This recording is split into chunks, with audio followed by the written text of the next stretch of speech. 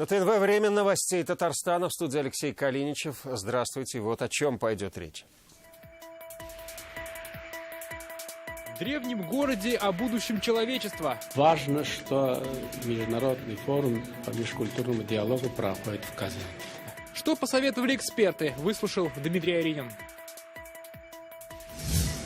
Упаковка имеет значение. Что-то новое, оно всегда рассматривается, тестируется, затем запускается. Чем оборачивают продукты на прилавках республики, увидел Рамиль Шайдулин.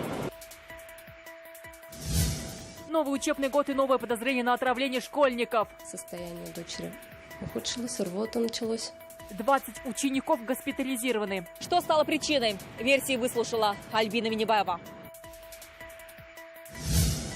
Транснациональная миграция и однонаправленный тренд общественного развития. Татарстан такой регион, который вызывает всеобщий интерес и в прошлом, и сейчас. Что сегодня волнует этносоциологов со всей страны? Альбина Аслагараева. Судьбу человечества в 21 веке сегодня обсуждали в древнем городе Болгар. Здесь продолжился форум ЮНЕСКО по межкультурному диалогу. Во главе с Минтимиром Шаймиевым собрался круглый стол.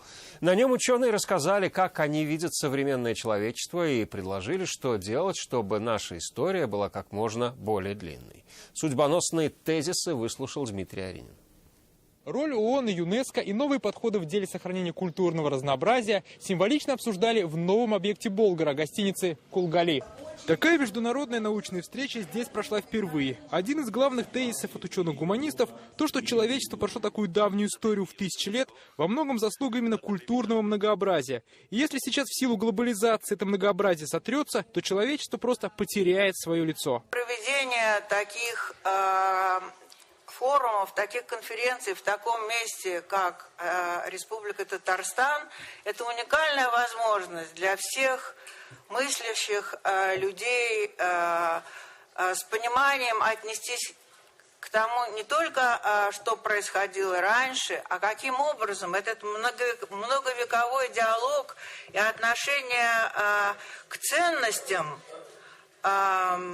оно влияет на продолжение цивилизации и позволяет удерживать те равнодействующие, которые оставляют эту цивилизацию с человеческим лицом, и человека оставляют человеком. В продолжении этой мысли все народы призывали беречь свои памятники истории, а также бережно относиться к ценностям других цивилизаций. Гости радовались за Болгар, что здесь идет такая созидательная работа. Все, что сделано, Минтимир Шаймиев показал участникам форума на экскурсии по городу. Форум, можно сказать, действительно уже идет. И основные выступления. Сейчас вот секционная работа началась. Важно, что международный форум по межкультурному диалогу проходит в Казани. Тезисами сегодня поделились полсотни экспертов. Некоторые делегаты презентовали свои научные издания. Радует вот в этих выступлениях то, что мы видим самые свежие материалы. Это фактически палитра сегодняшнего дня, состояние дел в исторической и гуманитарной сфере в самых различных республиках, государствах, странах. И мы обсуждаем общие проблемы, связанные с сохранением наследия, в первую очередь, так или иначе увязанных с включением в списки всемирного наследия ЮНЕСКО. Свою книгу «От души для души» завтра презентует и Минтимир Шаймиев. В заключительный день форума оформит его итоги, представит декларацию с главными выводами и рекомендациями. Дмитрий Аринин, Марат Саидгараев, ТНВ, Болгар. ЮНЕСКО воспитывает и поколение, которое неравнодушно к мировому культурному наследию. Для этого они отбирают школы, их называют ассоциированными школами ЮНЕСКО. Это сеть 11 тысяч образовательных организаций по всему миру. Их представители сегодня тоже в Казани. Салават Мухаммадуллин о детских думах недетского масштаба. Почему театр?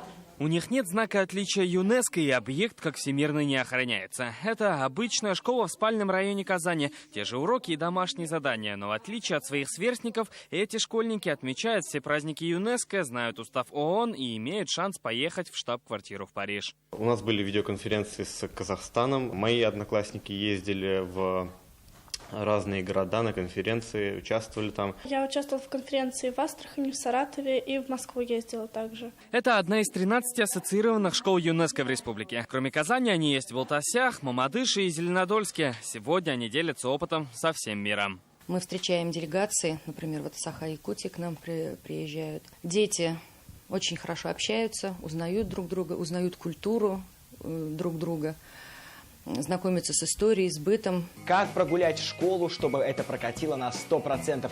Прямо сейчас 5 пунктов. И еще тысячи не самых полезных советов для ребенка. Учитель больше не единственный источник информации у школьника. Как правильно использовать современные технологии в образовании и правильно понимать многообразие культуры. Ответы на эти и другие вопросы сейчас ищут эксперты из 30 стран мира в Казани. Мы предлагаем использовать наш опыт синхронизации школьных классов, когда, например, преподаватель из Шанхая дает материал своим ученикам, и в то же время по интернету его получают школьники из Санкт-Петербурга. И таких по-своему уникальных практик сегодня на международной конференции десятки. Каждая страна предлагает свою. Для нас это правильное место встречи, потому что в России после Японии и Бразилии самая большая сеть национальных ассоциированных школ в мире. И скоро их станет еще больше. Сейчас 6 школ республики стоят в очереди на прием в международную сеть ЮНЕСКО. Для этого за ними смотрят как минимум 2 года, а учителя проходят специальный курс обучения. Салават Ухмадуллин, Марат Зайдуллин, ТНВ, Казань. Опыт Татарстана в подготовке кадров для религиозного образования мог бы быть полезен и другим регионам. Об этом сказал Сергей Кириенко, первый заместитель руководителя администрации президента России. Накануне он приезжал в Татарстан для участия в форуме по межкультурному диалогу. Он также посетил воссоздаваемый собор Казанской иконы Божьей Матери, Исламскую академию и объекты ЮНЕСКО в Болгаре и Свияжске.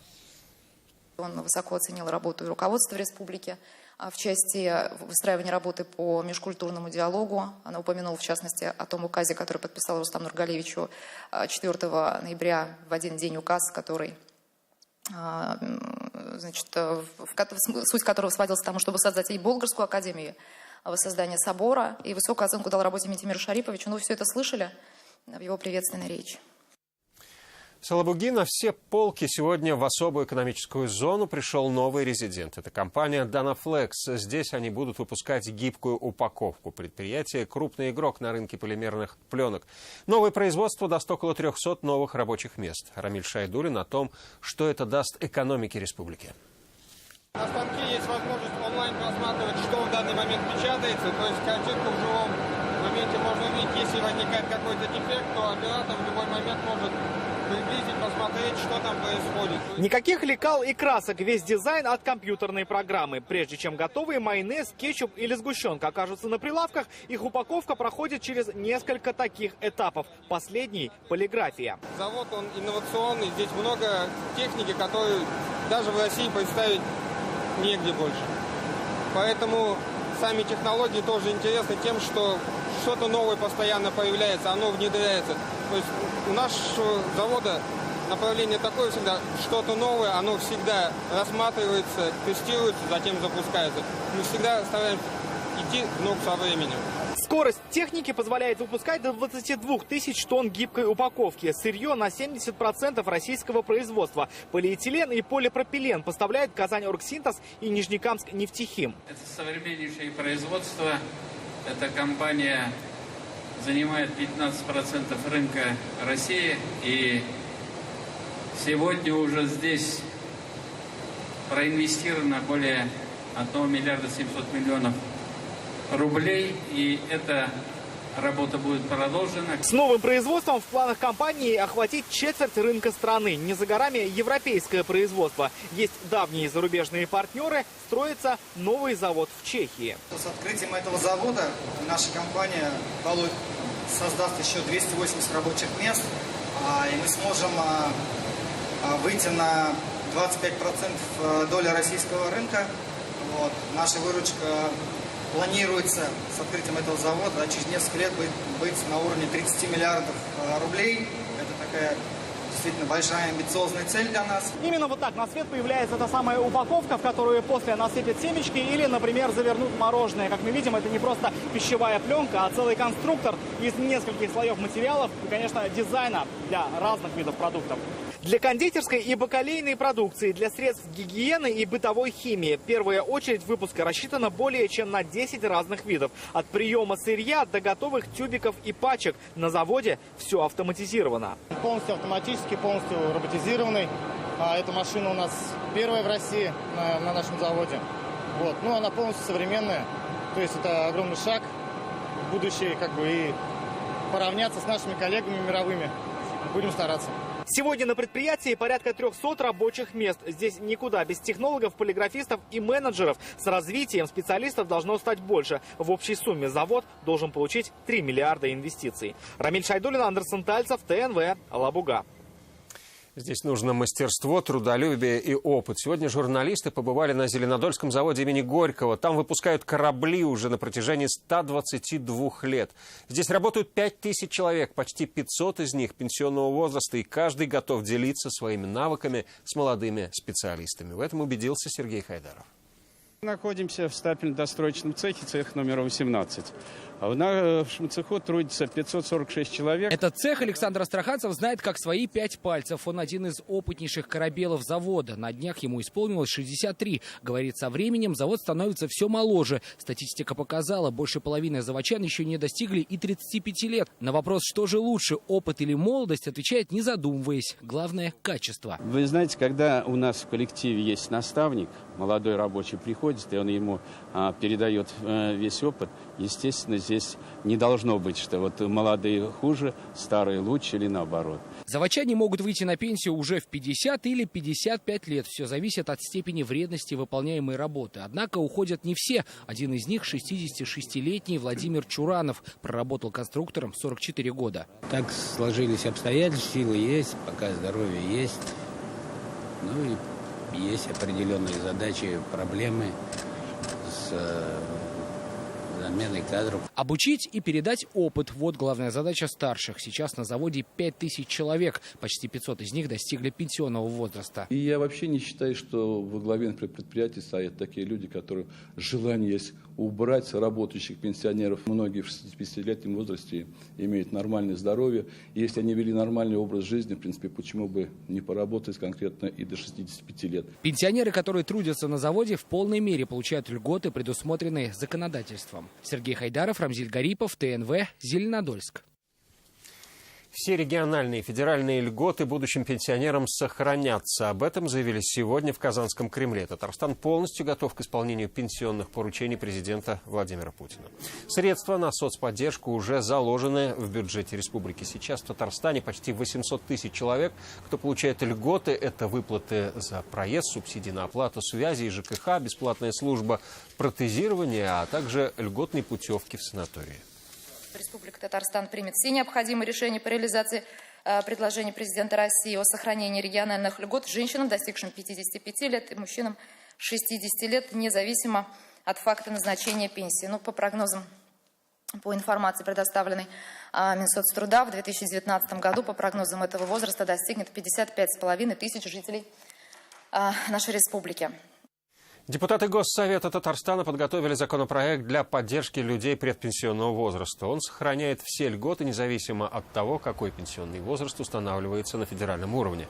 Об этом говорили сегодня в парламенте. Таким образом, все условия соцподдержки сохраняются прежними, несмотря на то, что человек выйдет на пенсию позже.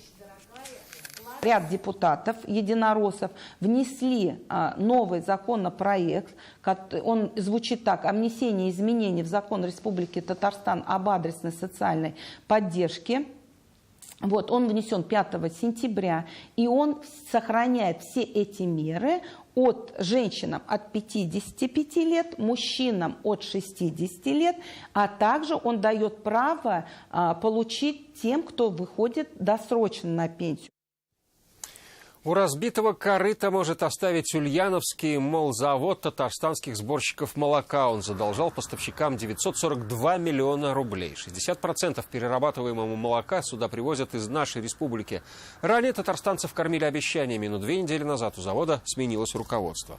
Стали ли надежды еще татарстанских трейдеров молока прозрачнее, призрачнее или, напротив, появились шансы получить свои деньги? Смотрите об этом в программе «Туганжер» на нашем канале в 6 вечера. Вы смотрите новости Татарстана, и вот о чем далее. Новый учебный год и новое подозрение на отравление школьников. Состояние дочери ухудшилось, рвота началась. 20 учеников госпитализированы. Что стало причиной? Версии выслушала Альбина Минибаева. Транснациональная миграция и однонаправленный тренд общественного развития. Татарстан такой регион, который вызывает всеобщий интерес и в прошлом, и сейчас. Что сегодня волнует этносоциологов со всей страны? Альбина Аслагараева. Есть два направляющих. Эти суббота и воскресенье могут стать по-настоящему полезными для всей семьи. Всю необходимую технику можно купить в одном месте и по самым привлекательным ценам. 8 и 9 сентября в магазинах бытовой техники и электроники rbt.ru будет проходить акция «Скидка выходного дня». Только в эти дни мы предлагаем дополнительную скидку до 30% на ассортимент бытовой техники и электроники. К примеру, вы можете приобрести телевизор с диагональю 102 см со смарт-ТВ с расширением 4К дешевле на 12 тысяч рублей.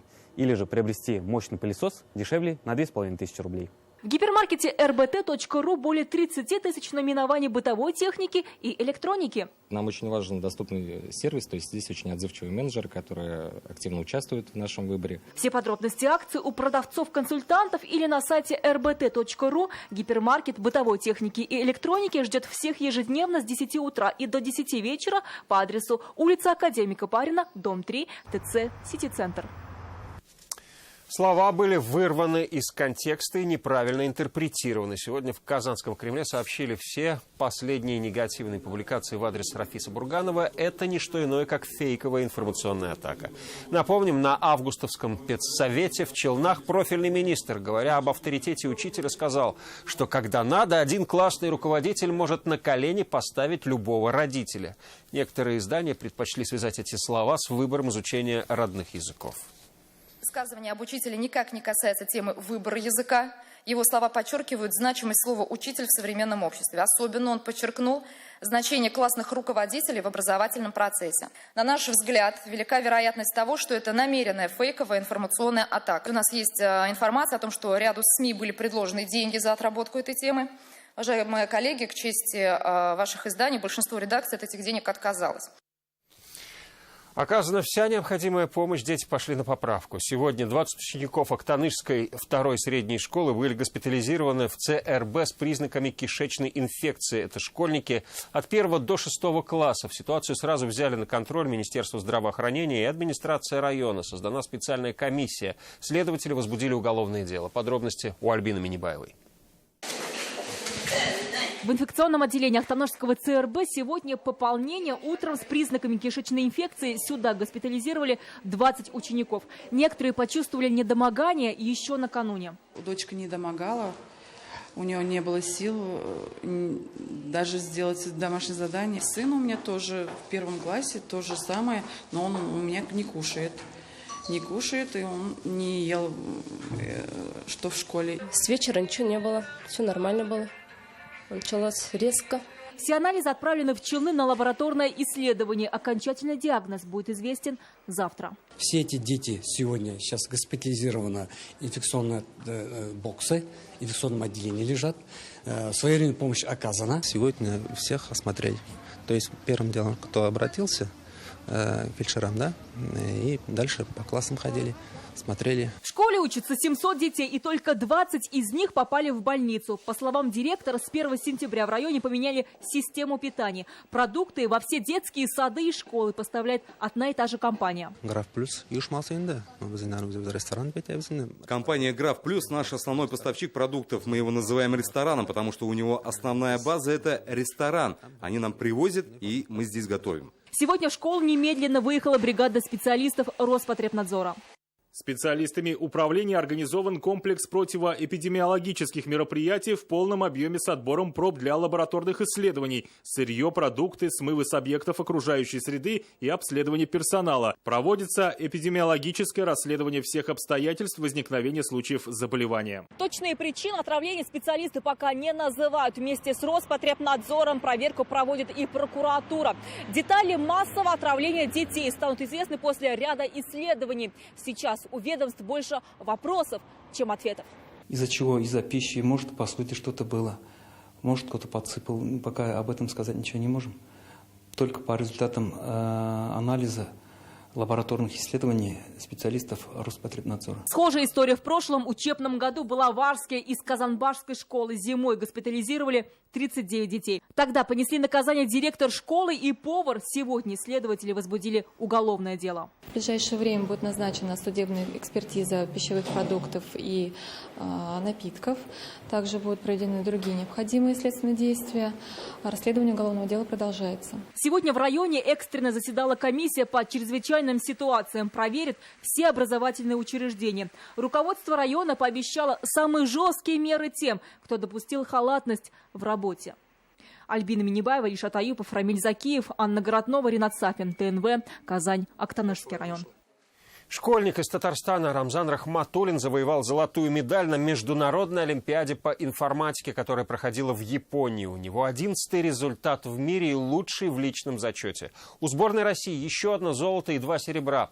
За призовые места боролись более 900 школьников из 85 стран мира. Рамзан Рахматуллин, выпускник лицея имени Лобачевского, сейчас учится в Санкт-Петербурге. Этносоциологи 50 лет назад интересовались Татарстаном, и сегодня наша республика в центре их исследований. В Казани открылась научно-практическая конференция, на которую приехали этносоциологи со всей страны. В этом году события еще и юбилейные. Ровно полвека прошло с тех пор, как в Советском Союзе впервые прошли исследования национальной идентичности, и проведены они были в ТАССР. Альбина Асылгараева услышала, о чем еще говорили ученые.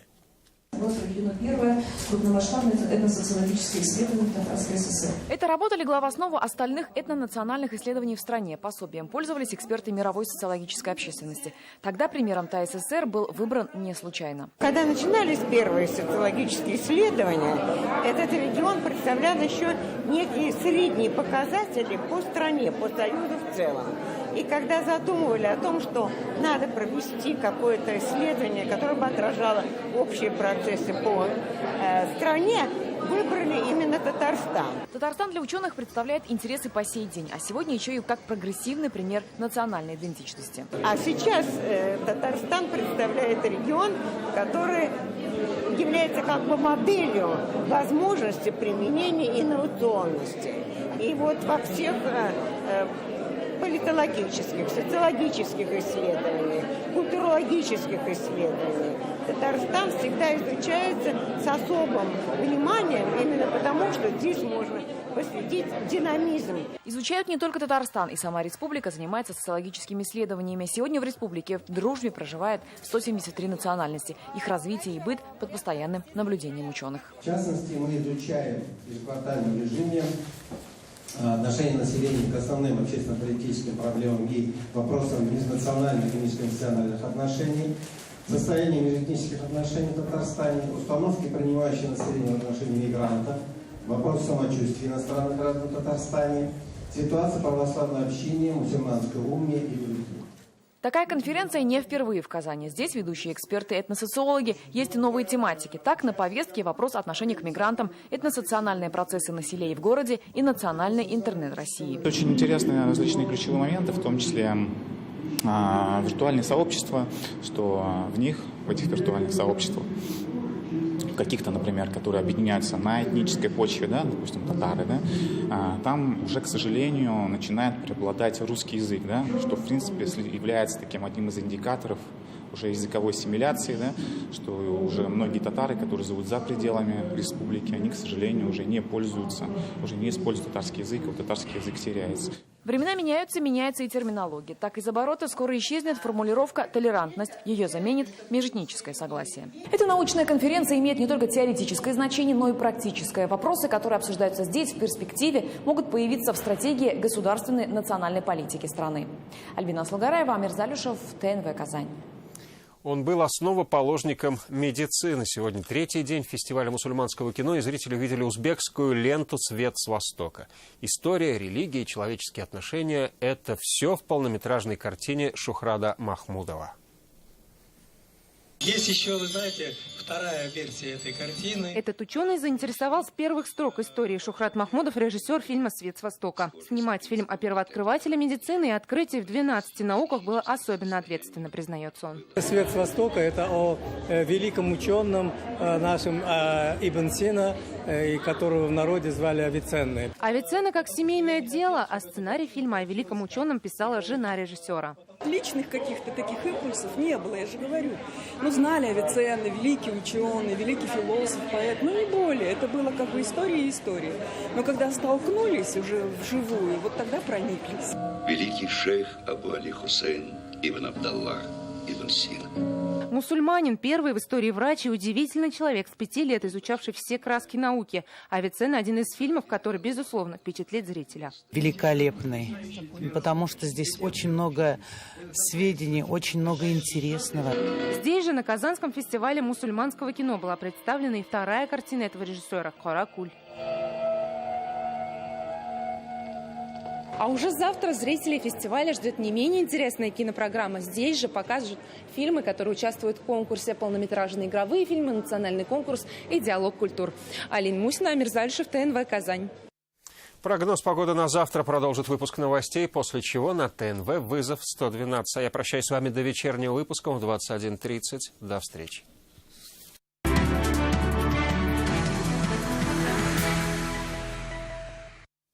Добрый вечер. Новости спорт на ТНВ, в студии Алмаз Гафиятов. Хоккеисты Акбарса на себе испытывают все сложности чемпионского сезона. Казанцы потерпели поражение от клуба «Витязь». Экс-тренер барсов Валерий Белов увозит из Татарстана сразу 4 победных очка. С первых минут матча подмосковная команда дала понять, что приехала в Казань исключительно за победой. До этого у «Витязя» уже был выигрыш в Нижнекамске. Команда удачно начала сезон и не планирует останавливаться на достигнутом. С мотивацией у ребят также все в порядке. «Витязь» выиграл 3-5 и еще больше улучшил свои турнирные позиции. Уже завтра у Акбарса последний матч домашней серии. В Татнефть-арене команда сразится против астанинского «Барыса». Начало игры в 19:00. Если брать не всю историю, а вторую половину встречи Акбарса с «Витязем», то матчи все время складывались не просто для Акбарса. И когда я работал, в общем, и дома проигрывали. По-моему, одна только победа такая крупная была, там, лет 8-10 назад. Поэтому мы просто старались эту традицию, так сказать, не нарушать. Тем временем «Уникс» одержал вторую победу в предсезонных спаррингах. Соперником был ижевский клуб «Купол Родники». Как и предыдущие встречи в баскет-холле с Пармой, уральцы не смогли оказать достойное сопротивление казанцам. К тому же товарищеский матч вновь прошел в закрытом режиме. Тренерский штаб «Уникса» предпочитает готовиться к сезону с максимальной концентрацией, то есть без журналистов и болельщиков. До отъезда на сбор в Грецию «Уникс» планирует провести еще один контрольный матч в гостях у одного из клубов единой лиги ВТБ 13 сентября. И в завершении к новостям сноуборда. Татарстанские спортсмены вновь отличились на мировых стартах. На турнире среди юниоров Елена Балтаева завоевала бронзовую медаль в параллельном слаломе. Соревнования проходили в Новой Зеландии. Победу в дисциплине одержала Даниэля Уилбинг из Австрии. На вторую ступень пьедестала почета поднялась россиянка Анастасия Курочкина. По итогам чемпионата молодежная сборная России по сноуборду заняла второе место в командном зачете. Напомню, что еще одна татарстанская сноубордистка Милена Быкова днем ранее выиграла золото. И это все новости спорта к данной минуте. Будьте здоровы и занимайтесь спортом. До свидания.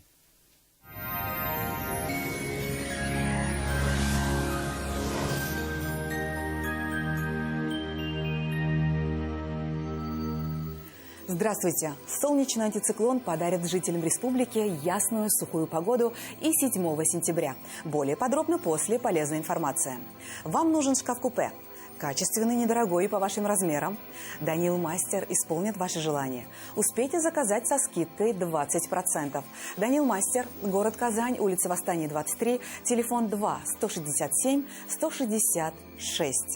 По данным сервиса Яндекс.Погода, на юго-востоке в Бугульме, Бавлы, Азнакаево переменная облачность. Столбики термометров покажут плюс 20. Ясно и сухо на северо-востоке Татарстана, тут 21 градус выше нуля. На севере республики – Менделинске, Агрызе, Менделеевске – ясно и без осадков, и также плюс 21. На северо-западе, в Арске, в Кукмаре, Балтасии будет солнечно и тепло – 21 градус со знаком плюс. На юго-западе будет еще теплее, тут плюс 23. В центральных районах Чистополе, Альметьевске, Мамадыше будет ясно и сухо, 22 градуса выше нуля. Дневные температуры сохраняются довольно высокими для этих дней сентября. Спонсор прогноза погоды – клиника Фармте. Лечение аденома и простатита по европейским стандартам, безболие и операция на израильском аппарате Термекс. Телефон в Казани 292 66 77. Клиника Фармте. Радиоволновое лечение аденомы и простатита на израильском аппарате Термекс. Без боли, без операции. 292 66 77. В Казани будет солнечно, осадки не ожидаются. Температура воздуха днем около 22 градусов выше нуля. Ветер северный слабый. Атмосферное давление 759 миллиметров ртутного столба. Влажность воздуха 53%. Ожидается магнитная буря. Берегите себя. О погоде все. В студии была Лейла Латыпова. Увидимся на ТНВ.